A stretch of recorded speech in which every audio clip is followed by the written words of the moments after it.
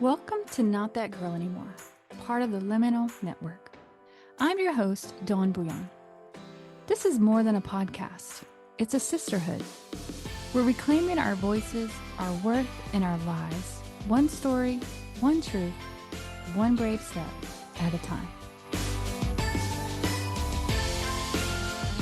Welcome back to Not That Girl Anymore. I'm your host, Dawn Bouillion, trauma therapist and coach, and the founder here of Embrace Your Brave. And we are currently in the middle of our Braving the Holidays series. And this series is for those of us that the holidays maybe aren't always joyful. Maybe they're more complicated than we wish they were. Maybe some of us are navigating change and family stuff and just all the things that kind of come up this time of year that maybe we're not expecting. And today we're going to be talking about grief during the holidays. So if you're listening to this, it means you're not avoiding your reality. You're meeting it with courage. And that in itself is brave. So I am so glad that you're here with me today. And if you pressed play because the holidays feel heavier instead of joyful, or because the songs and the decorations, they don't really match what's happening inside of you, or if you're missing someone, or if you're missing a life that you used to have that no longer exists, I want you to hear this from me. You are not broken for struggling this season. You are not failing the holidays. You are grieving. And that makes so much sense. The holidays kind of shine a bright light on connection and family and joy. And that can make the ache of grief feel even louder. So today, listen, we're not here to fix grief or to rush you through it. We are here to brave it together. One of the most freeing truths about grief is grief isn't something we get over. Grief is something we learn to carry differently over time. We don't let go of love. We carry it forward into a life that looks different now. And grief isn't only about death. That is a type of grief.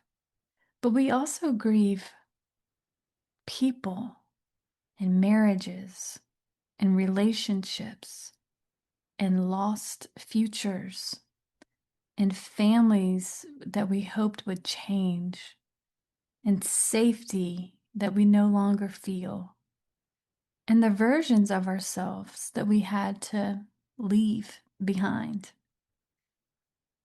And here's something particularly important during the holidays. There is no timeline for grief. Healing does not happen on a schedule, and holiday waves are not regression. They are remembering.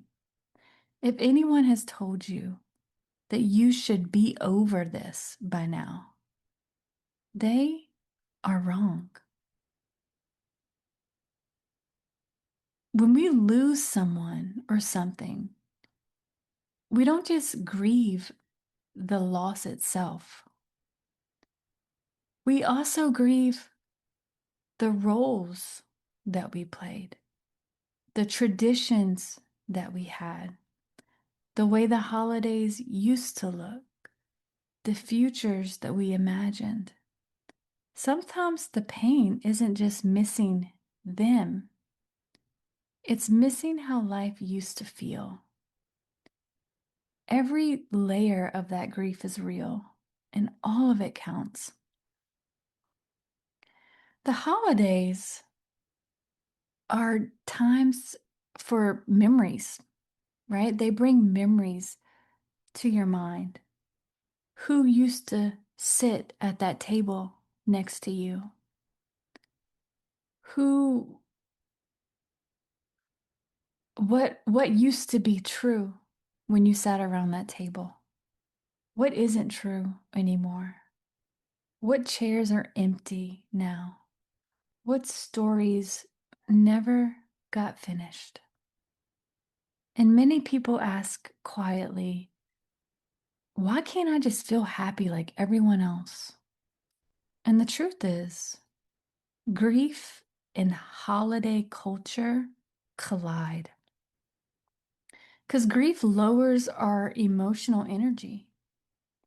The holidays raise expectations and stimulation, and the nervous system just can feel really overwhelmed by that. So, what can grief look like this time of year? It can look like tears, irritability, exhaustion, anxiety, loneliness, brain fog, numbness.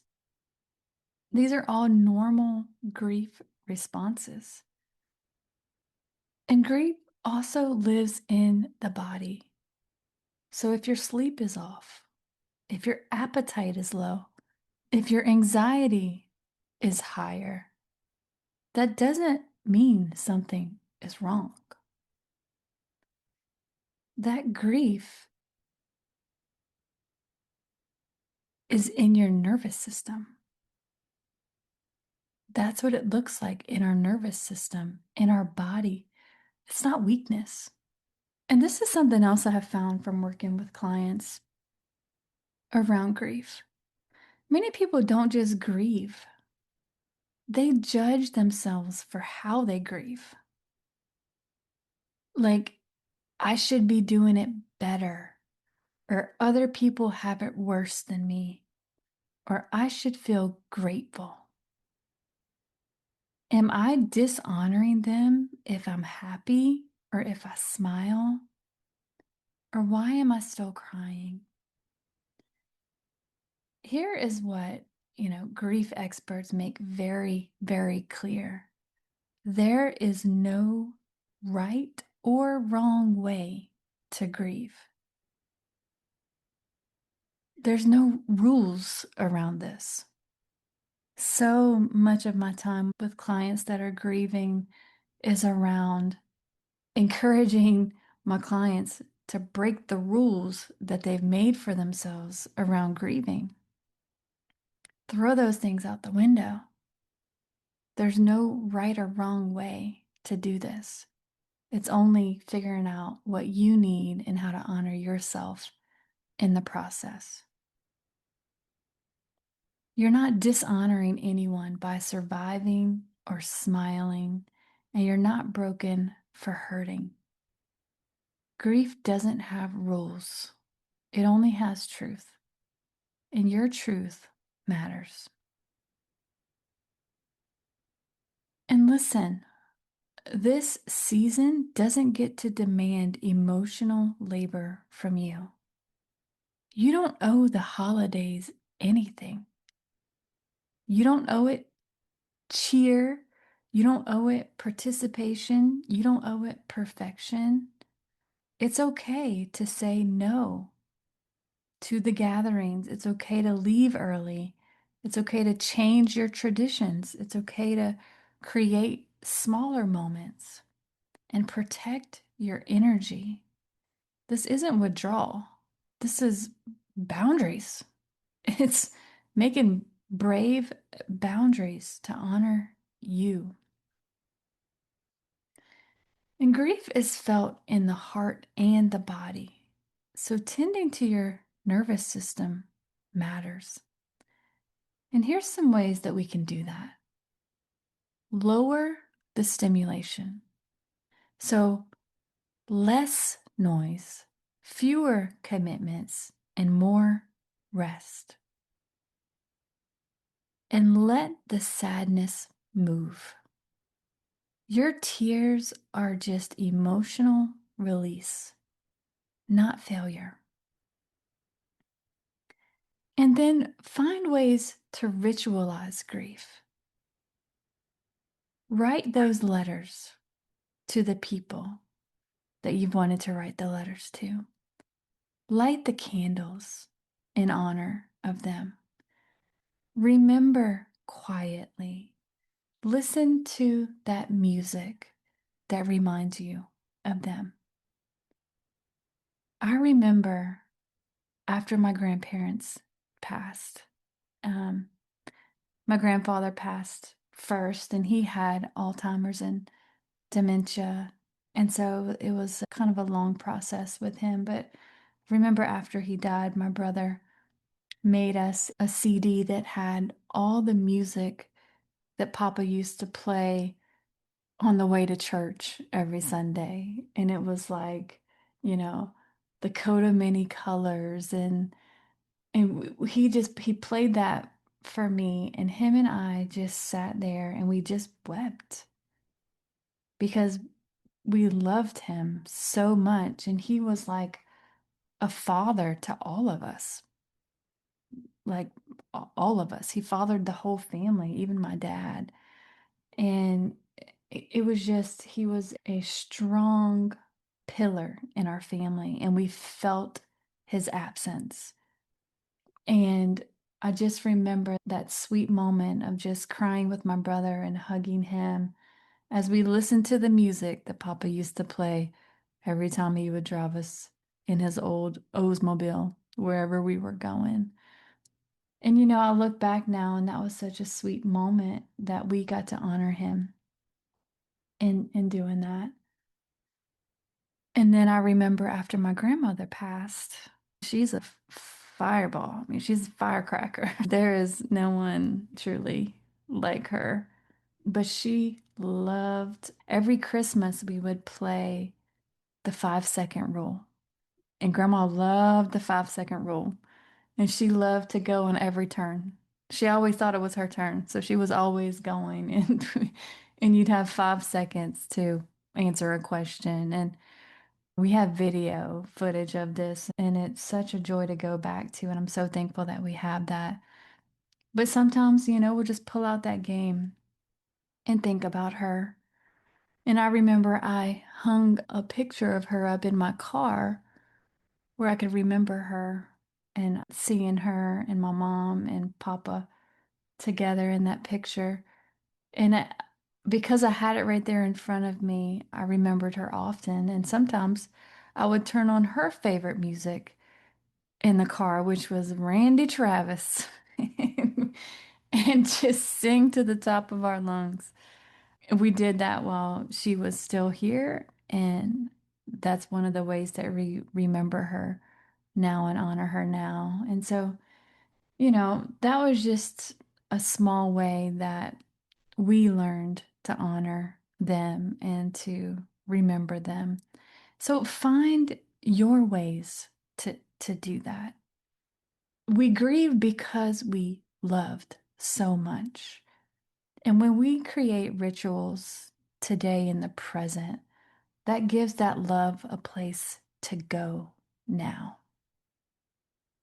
So I encourage you to find ways to ritualize that for whatever it is that you're grieving this year and this season. And then the other thing I would say is grieve with people. Healing happens in relationships, not in isolation. So find your safe people that allow you to grieve and grieve with them. And some of us aren't missing someone this year, but maybe you feel missed by no one. So maybe that's from separation or divorce or estrangement or empty houses or broken families. And if that's you, your presence matters. Your life matters. Your story matters. Your pain matters. You deserve connection. So just know I see you. You're not alone. I'm thinking about you.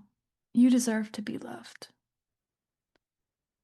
So if grief is heavy for you this season, just remember you're not broken. You're not behind. You were brave for continuing to show up. And your grief is the echo of your love. And that love still matters. We can be proud that we allowed ourselves to love. And the harder you love, the more painful it is to lose that person. And so that's just something that we want to celebrate. And you're not walking this thing alone. Remember that. So may you show tenderness to your heart this season. May your grief be met with gentle care and tenderness. And may you release the pressure to be okay. And always remember, you matter. Your story matters. Your grieving heart matters too. So this has been another episode of Braving the Holidays, where we are walking together through the harder parts of this season with courage and honesty and hope. And until next time, remember, you are not that girl anymore. Hey friend, just a quick note. I am a licensed therapist, but this podcast isn't therapy. It's not meant to diagnose or treat anything. It's here to offer you support, encouragement, and real conversation. If you're struggling, please reach out to a trusted professional. You are not alone, and you are so worthy of healing. Even if your voice shakes, keep using it. Your healing matters. If you're ready to go deeper, you can book a session by clicking the link in the show notes or visiting our website, embraceyourbrave.org, to learn more about our therapy and trauma-informed coaching options. Let's explore how we can walk this journey together. You are not alone. Embrace your brave, sis. You're not that girl anymore.